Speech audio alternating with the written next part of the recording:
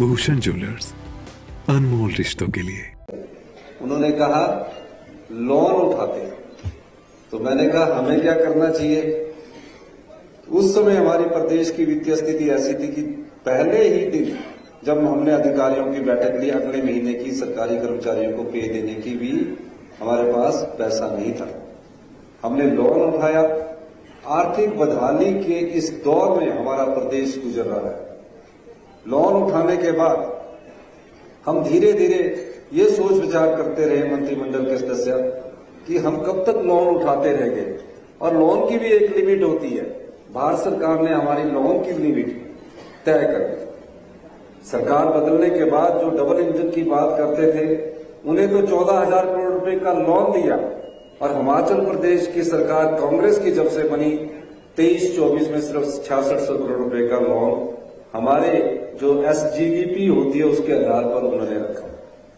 फिर भी हमने हिम्मत नहीं हारी, और हमने प्रदेश की अर्थव्यवस्था को 2027 तक पटरी पर लाने के लिए नियम बदले, कानून बदले, और आज 1 साल बाद मैं ये दावे के साथ कह सकता हूं कि हमारी अर्थव्यवस्था 20% के करीब पटरी पर आई है। ये बात मैं क्यों कह रहा हूं, ये बात आपसे जुड़ी नहीं है, लेकिन आपको बताना इसलिए भी जरूरी है कि आज प्रदेश पर तकरीबन 86,000 करोड़ रुपए का कर्जा चढ़ चुका है, और जो सरकारी कर्मचारी और पेंशन भोगी है, कई पेंशन रिटायर्ड कर्मचारी बैठे होंगे, जब 6th पे कमीशन आपको दिया तो उसका एरियर आपको नहीं दिया।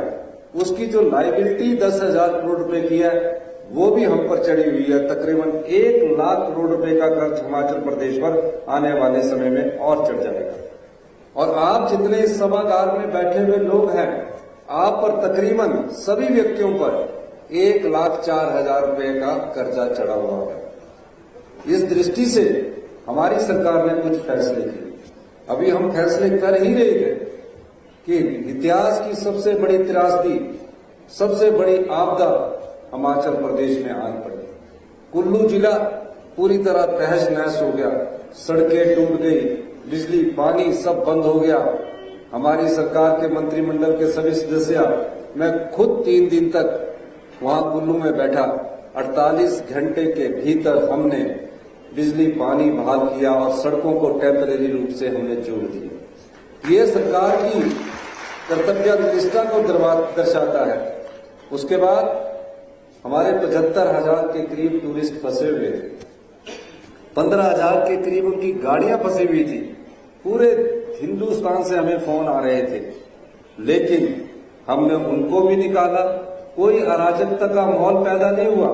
जो पानी की बोतल 12 या 20 रुपए की बिकती थी, कुल्लू के लोगों ने और हिमाचल सरकार के सहयोग से उन पर कोई भी पैसा एक्स्ट्रा नहीं लिया गया, और मुफ्त में जो होटलों में ठहरे थे, होटल मालिकों ने भी उनके किराया भी नहीं वसूला। ये हिमाचल प्रदेश की देव संस्कृति थी। लेकिन हमारी सरकार ने उन 75,000 को घर पहुंचाया। 15,000 गाड़ियां अगले 1 हफ्ते में निकाली। उसके बाद सबसे बड़ी विडंबना क्या हुई, चंद्रताल में बर्फ गिर गई। लाहौल स्पीति का एक इलाका है चंद्रताल, वहां बर्फ गिर गई। वहां 4 से 6 फुट बर्फ पड़ी और -4 डिग्री टेम्परेचर था। -4 डिग्री टेम्परेचर में हमने एयरफोर्स की मदद ली। एयरफोर्स ने पहली सोटी लाई, 7 लोगों को लेकर वो आए। दूसरी सोटी के बाद उन्होंने कहा वहां कोई लैंडिंग साइट नहीं है, हेलीपोर्ट नहीं है, इसलिए हम वहां से और 295 जो पर्यटक फंसे हैं उनको लाने में असमर्थता जाहिर की। उन्होंने कहा हम ला सकते हैं, लेकिन कोई दुर्घटना होगी तो उससे हमारे एयरफोर्स का नाम भी बदनाम होगा। हमारी सरकार ने फैसला किया और जगत सिंह नेगी जी और संजय अवस्थी जी को जेसीबी में बैठाकर 295 पर्यटकों को, जिनको अगर एक दिन भी लेट हो जाता तो कोई बड़ी दुर्घटना हो सकती थी, उन 295 पर्यटकों को सकुशल उनके घर वापसी करवाई। इसके बाद अभी हम उभर ही रहे थे कि 14 और 15 अगस्त को हमने कुल्लू जाने का प्रोग्राम बनाया। पूरे हिमाचल प्रदेश में एक बार और तबाही का मंजर देखने को मिला। शिवबोड़ी में 20 लोगों की मौत होगी एक ही दिन में। 14 अगस्त के एक ही दिन में भारी बारिश से तकरीबन 51 मौतें हुई, 51 लोग हमें छोड़कर चले गए। किसी को पता नहीं था कि इतनी तेज बारिश थी। कुमारसैन में भी नुकसान हुआ, शिवबोड़ी में भी नुकसान हुआ, हमारे सोलन जिले में भी नुकसान हुआ, पूरे हिमाचल प्रदेश में इतना नुकसान हुआ कि एक ही दिन में कभी बारिश से 51 मौतें नहीं हुई थी। हमने खुद प्रयास किया और जब पता लगा कि ऊपर शिमला की सारी सड़कें जो संपर्क सड़कें थी, संपर्क सड़कें जो बागवानी क्षेत्रों से निकलती थी, उन सब में भी भारी तबाही हुई है। मैंने खुद चौपाल, कुमारसैन, नारकंडा, झांग, जुब्बल कोटखाई रोड सबका दौरा किया और अगर हम 15 दिन भी लेट हो जाते तो आपका सेब, बागवानों का सेब मंडियों तक नहीं पहुंचता।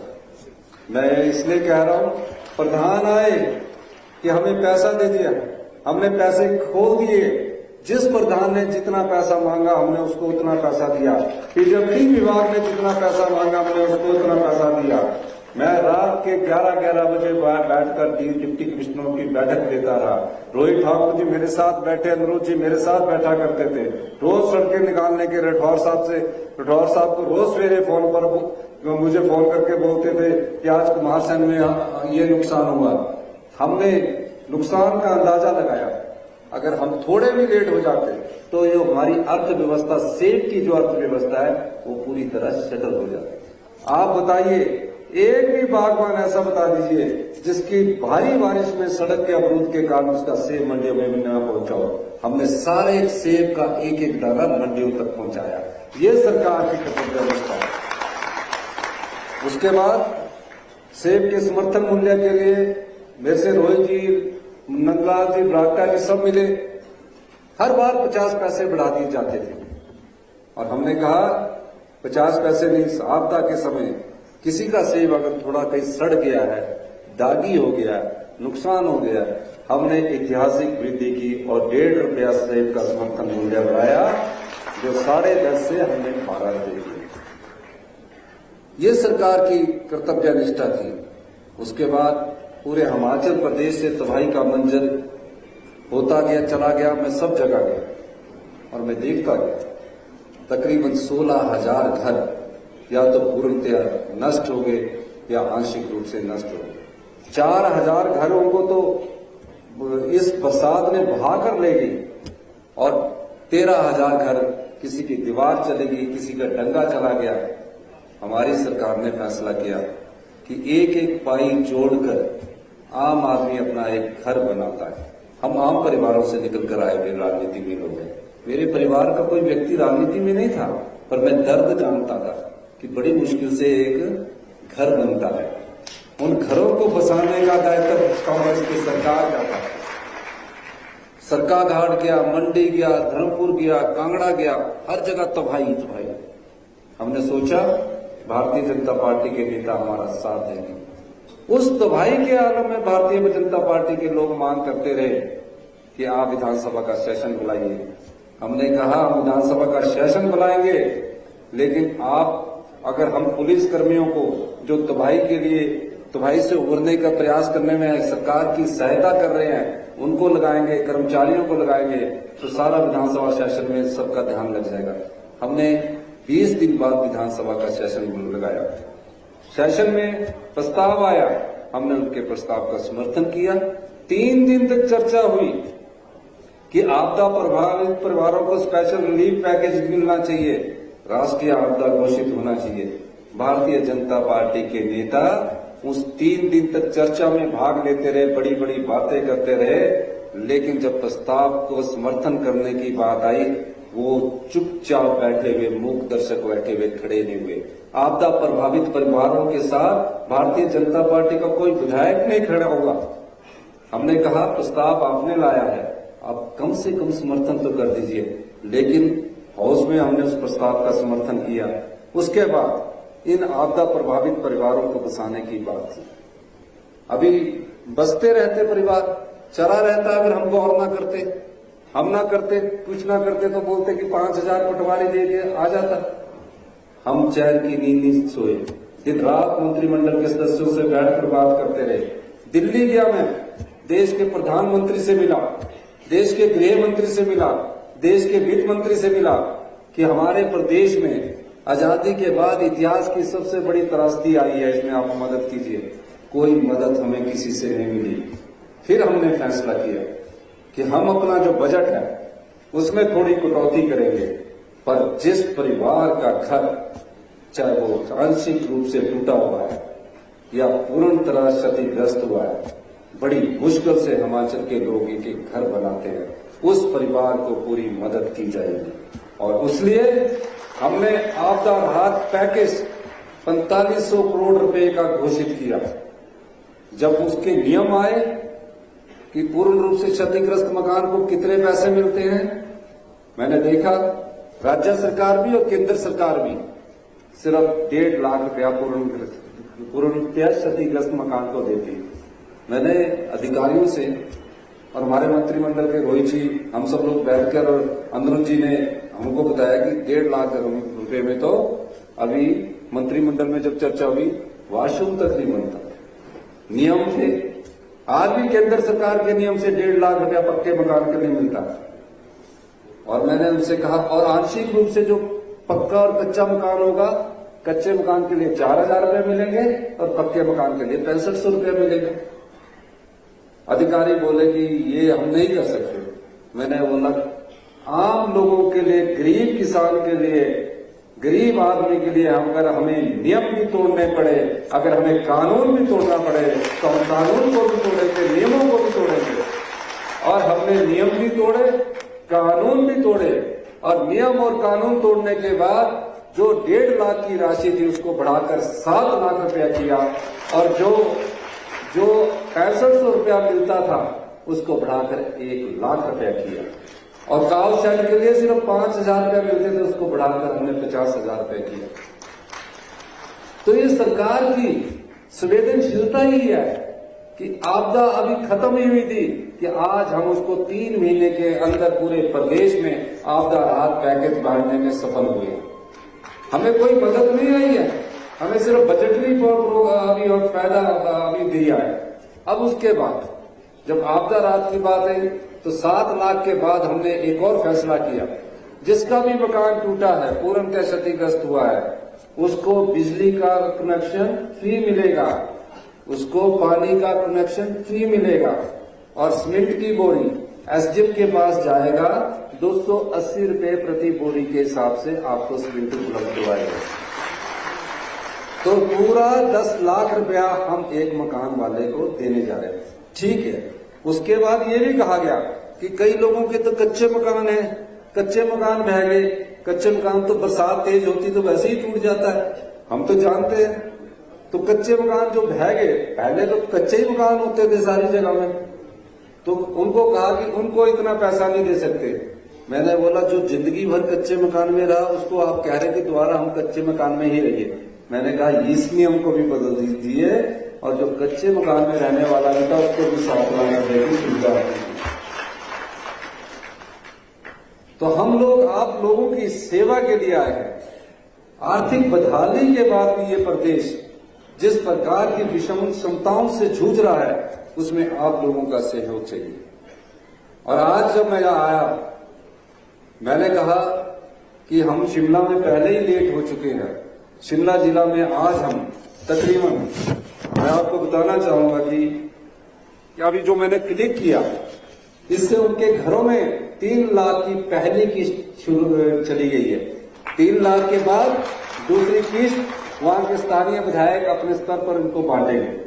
तकरीबन शिमला में फुली डैमेज हाउस 395 थे, फुली डैमेज हाउस, यानी कि 400 के करीब शिमला में जिन लोगों ने मेहनत करके अपना घर बनाया था वो पूरी तरह नष्ट हो चुका। उनको 7 लाख रुपए की राशि मिलेगी। पार्शली डैमेज जो मकान थे पक्का, वो भी 1028, 1000 जो पक्के मकान थे, उन किसी की दीवार टूट गई, किसी की छत गिर गई, किसी का कुछ हो गया, उनको भी जो 5,000 रुपया मिलता था उसको बढ़ाकर हम 1 लाख रुपया करने किया है। जिसका कच्चे घर वाले भी 458 थे, किसी की दीवार गिर जाती है, किसी का डंका गिर जाता है, उनको भी हम 1 लाख रुपया देना चाह रहे हैं। आज इस आपदा राहत राशि के माध्यम से वितरित कर रहे हैं। 354 लोगों की पशु का देहांत हो गया, उनको भी हम दे रहे हैं। जिनकी जमीन बिल्कुल नष्ट होगी उनको भी हम तकरीबन उनको भी हम 1096। एक और मैं आपको बताना चाहूंगा, जो आपदा प्रभावित परिवार किराए के मकान पर रहते थे गांव में या शहर में रहते थे, उसको भी सरकार ने 31 मार्च 2024 तक 5,000 रुपया गांव में रहने के लिए और 10,000 रुपया शहर में रहने के लिए किराए के रूप में देने का निर्णय किया। उनको रसोई गैस का सिलेंडर मुफ्त में मिलेगा, 20 किलोग्राम आटा मिलेगा, 15 किलोग्राम चावल मिलेंगे, 3 किलोग्राम चीनी मिलेगी, 2 लीटर तेल का फ्री मिलेगा। ये क्योंकि घर बनाने में तो एकदम नहीं बनेगा, तो उसको 6 महीने तो किसी के किराए के मकान पर रहना पड़ेगा। जो किराए के मकान में रहेगा उसको 5,000 रुपया सरकार की तरफ से किराए के रूप में मिलेगा। और कृषि बागवानी योग्य भूमि के नुकसान पर मुआवजे को भी 3615 रुपए मिलते थे, जिसको हमने बढ़ाकर 10,000 रुपया प्रति बीघा कर दिया। यानी कि फसल को जो नुकसान हुआ होगा उसको भी हमने बढ़ाकर 10,000 रुपया कर दिया है। तो ये सब चीजें हम आपको आपके माध्यम से आप लोगों को देना चाह रहे हैं। लेकिन इसी के साथ मैं आपसे एक अनुरोध करूंगा, आने वाले समय में हमें थोड़े कड़े फैसले लेने पड़ेंगे, वो प्रदेश हित के लिए है। कोई किसी को तंग नहीं करना चाहते, तंग करेंगे तो सरकार 5 साल बाद आती है, 5 साल बाद जाती है। क्या हम रूटीन सरकार चलाएं कि 5 साल उनकी तरह आए और 5 साल उनकी तरह चले जाएं? अगर हम अपने युवाओं का भविष्य उज्जवल करना चाहते हैं और हिमाचल प्रदेश के युवा लोगों को अगर हम रोजगार देना चाहते हैं, तो आज फैसला करने का समय है। अगर हम युवाओं के भविष्य को सुरक्षित करना चाहते हैं, तो हमें फैसले करने होंगे। मैं ये बात इसलिए कह रहा हूं कि हम अपनी अर्थव्यवस्था में थोड़े कड़े फैसले करना चाहते हैं, थोड़े और फैसलों से हिमाचल प्रदेश को आत्मनिर्भर बनाना चाहते हैं। पिछली प्रदेश सरकार ने हिमाचल के इंटरेस्ट को बेच दिया। आपको मैं ये बताना चाहता हूं, जब मैं सरकार में आया और अभी मैं स्टडी कर रहा हूं, जहां से हमको पैसा आना था पावर प्रोजेक्ट से, वहां हमारे को ना तो लाडा दे रहे हैं, ना जीएसटी दे रहे हैं और ना ही फ्री रॉयल्टी दे रहे हैं। जो लूरी में डैम बन रहा है, जो सुन्नी में डैम बन रहा है, जो धौला सिंह नदौन में डैम बन रहा है, उसका कुछ क्षेत्र हमारे को नहीं मिल रहा। सिर्फ हमारा पानी का वो प्रयोग कर रहे हैं और 40 साल बाद हमें 25% के करीब फ्री बिजली मिलेगी। यानी कि 40 साल तक हमें 5% फ्री रॉयल्टी मिलेगी। हमने आत्मनिर्भर हिमाचल के लिए उस फैसले को भी बदलने का निर्णय किया है कि अगर हमें वो फ्री रॉयल्टी 12% देते हैं पहले 12 साल में, और 12 से 30 साल में 30% देते हैं, और 40 साल बाद हमें प्रोजेक्ट वापस कर देते हैं, तो हम उनके साथ समझौता करेंगे। नहीं तो ये तीनों प्रोजेक्ट भी सरकार टेक ओवर करने के लिए तैयार है। तो मैं इतना कहते हुए आप लोग हमारा साथ दीजिए। बीजेपी के लोग झूठ बोलते हैं, ठगते हैं लोगों को। हम लोग तो आज करके दिखा रहे हैं और आने वाले समय में भी 4 साल में करके दिखाएंगे। कितना स्कूलों को नुकसान हो गया है, उसको नुकसान बनवाने के लिए भी हमें पैसे की जरूरत है। सरकार कैसे चलती है, आपको मैं सरकार चलाने का भी थोड़ा बहुत बताना चाहूंगा। अगर आपके पास महीने की आय 10,000 रुपया है, किसी की भी, चाहे वो सरकारी कर्मचारी है, बागवानी है, उसी तरह सरकार की भी आय होती है।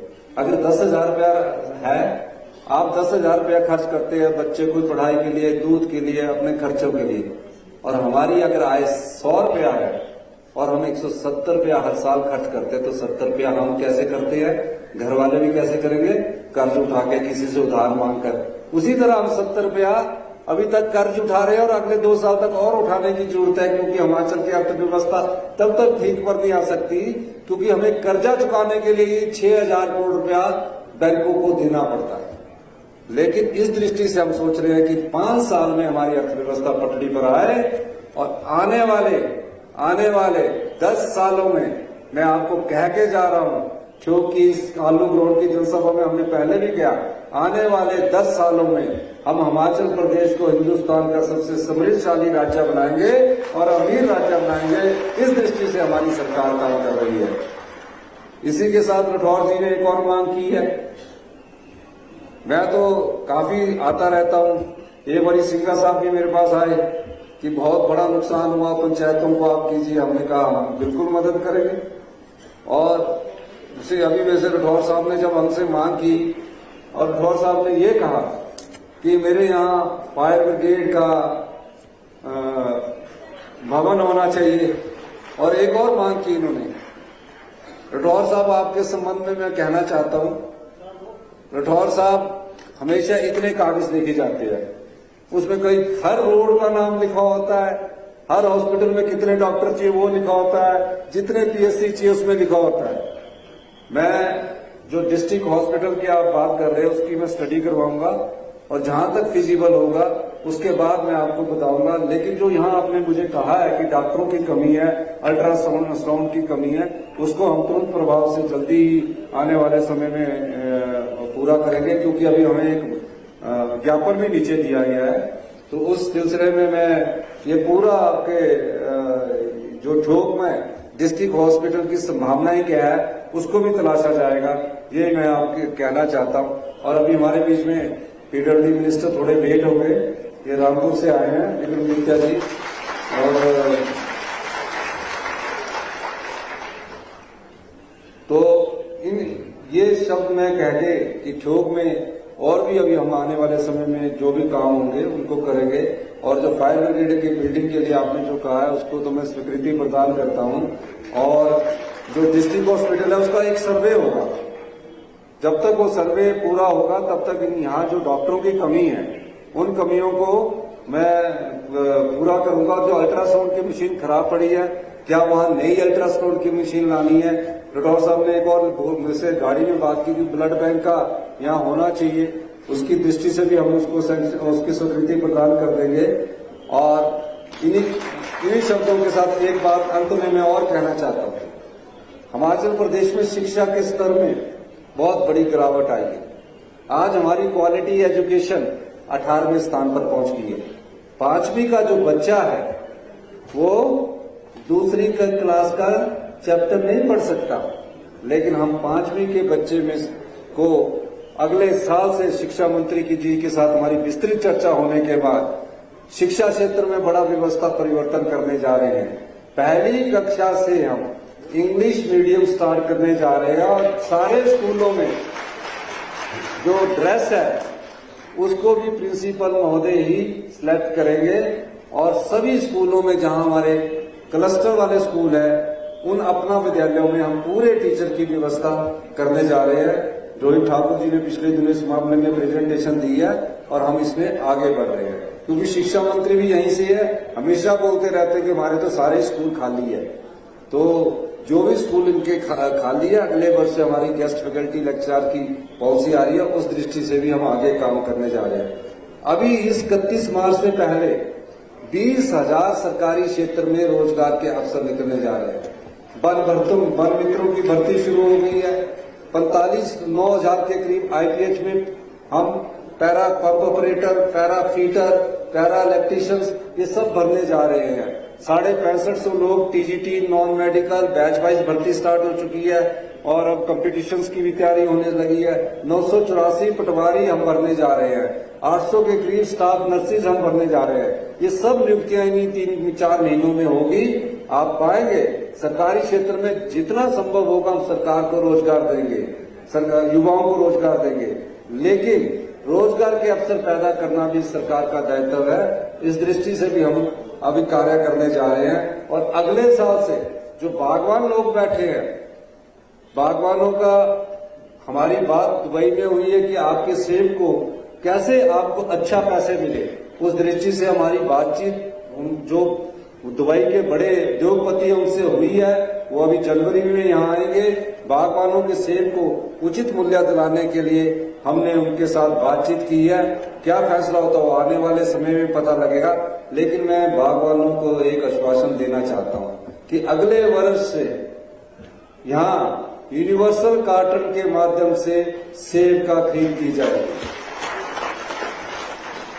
क्योंकि मैं जानता हूं 20 किलो की पेटी में आप 22 किलो सेब भरते हैं, 23 किलो सेब भरते हैं। जल्दी होता है, पैसा लेना होता है कि हमको जल्दी से जल्दी पैसा मिले। उस यूनिवर्सल कार्टन के माध्यम से 20 किलो की पेटी में 20 किलो सेब आएगा, 22 किलो सेब नहीं आएगा। इस दृष्टि से भी हमारी सरकार ने फैसला किया है और आप देखेंगे कि जल्दी आपको पराला वाली जो मंडी है उसमें जो और थोड़ा बहुत काम हो रहा है, जून तक मैंने जो सीए स्टोर है पराला का उसको पूरा करने की बात की है, एक सड़क को चौड़ा करने की बात की है, उसमें 8-10 करोड़ रुपया और लगेगा, उसको भी चौड़ा करने की बात की है। जून तक मैंने उन्हें समय दिया है। आज ही मैंने फैसला किया कि जून तक उस रोड को भी पक्का कर दिया जाएगा और वहीं से यशवंत नगर जो कुमारहट्टी रोड है, छैला कुमारहट्टी रोड है, उसको सीआरएफ में डालने की भी हमने भारत सरकार से अनुरोध किया है।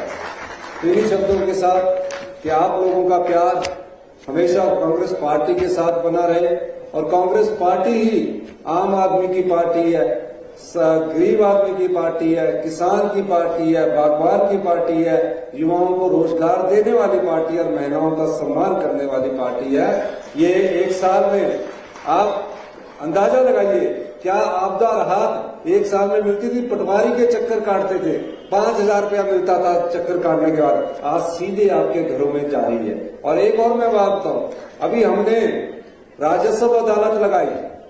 राजस्व अदालत में जो इंतकाल आपके 4-4, 5-5 साल से फंसे हुए थे, आप पटवारियों के पीछे घूमते रहते थे। हमने तकसीमें जिसमें पोते के समय, दादे के समय तकसीम शुरू होती थी और पोते के समय भी पूरी नहीं होती थी, हमने कहा पटवारी, कानगो, तहसीलदार, डीसी तक की एसीआर उनके इन राजस्व अदालतों के फैसले के आधार पर आने वाले समय में लिखी जाएगी। और उसका असर क्या हुआ, अभी 2 महीने में 45,000 के करीब इंतकाल हो चुके हैं। 45,000 के। पहले पटवारी के पीछे आप घूमते थे, अब पटवारी आपके पीछे घूम रहा कि आप आइए और अपना इंतकाल करवाइए। और अभी तकसीम है, पार्टीशन है, उसके लिए भी हम कानून में परिवर्तन कर रहे हैं ताकि आम आदमी को, गरीब आदमी को कोई ना तंग कर सके, उसको सम्मान पूर्वक वो चाहता है, वो सोचता है, उस ढंग से उसे ये चीज मिल सके। इन्हीं शब्दों के साथ एक बार फिर से मैं ठोक के इस आलू ग्राउंड में शिमला जिला से आए सभी आपदा प्रभावित परिवारों का और प्रधानों का धन्यवाद करना चाहता हूँ, इस आशा के साथ कि आने वाले समय में हिमाचल का भविष्य उज्जवल होगा और हिमाचल आत्मनिर्भर हिमाचल की ओर आगे बढ़ेगा। धन्यवाद। जय हिंद।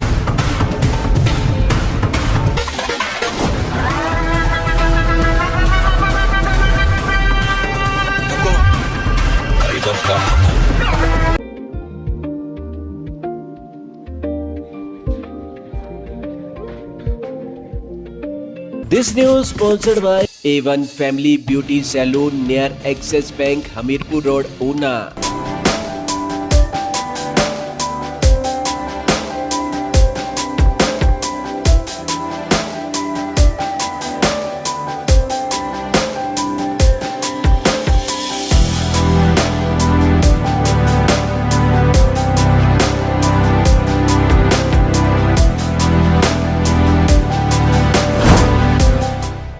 भूषण ज्वेलर्स, अनमोल रिश्तों के लिए। A1 Family Beauty Salon, hair beauty, makeup, nail art, nail tattoo, bridal makeup, सभी सर्विस पर 20% की छूट। A1 family beauty salon near Axis Bank, Hamirpur road, Una.